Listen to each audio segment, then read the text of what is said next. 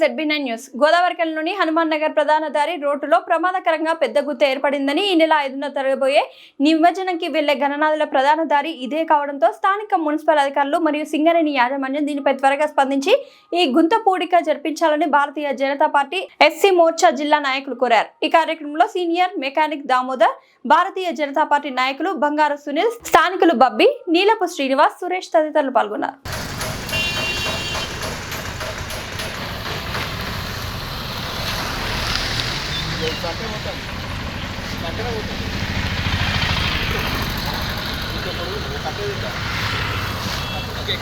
పడితే పెద్ద కథ ఇది. ఒక్క బండి దిగబడ్డది అనుకో, మొత్తం నిమజ్జనం వరకు మొత్తం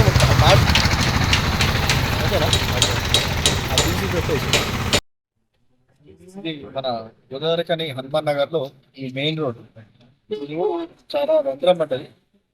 వీళ్ళందరూ ఇప్పటిది కాదు, చాలా వరకు వర్క్ చేస్తున్నారు, కానీ ఆ వర్క్ చేసే వాళ్ళు కరెక్ట్గా చేయట్లేదు.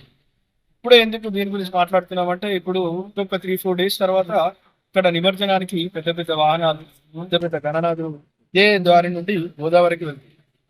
సో ఒకవేళ ఇది ఇప్పుడు కనుక మనం చేయించకపోతే తర్వాత ఇక్కడ కనీసం ఒక చిన్న ట్రాక్టర్ పైన తిరిగిపోయే పరిస్థితి ఉంది. దీనికి సంబంధించిన ఎవరైతే అధికారులు ఉన్నారో, మున్సిపల్ అధికారులు కానీ, రోడ్డు కానీ, సింగరేణి అధికారులు కానీ, దీన్ని కొంచెం దృష్టి సారించి చెట్లు కొట్టేస్తుంది పర్లేదు.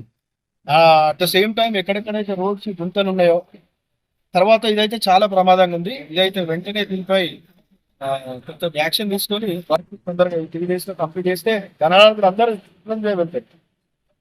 దానికి దీన్ని తొందరగా పని పూర్తి చేయాలని కోరుకుంటున్నాను.